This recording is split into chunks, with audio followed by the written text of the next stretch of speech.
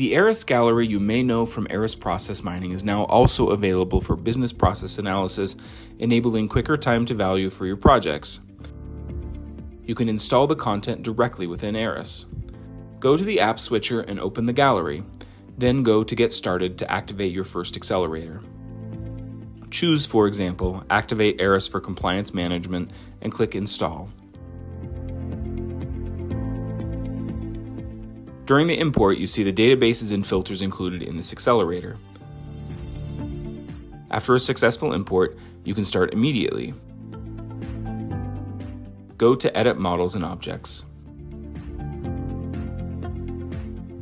In the ARIS repository, you now see the newly imported database. Expand the folder to see what's included and start your project.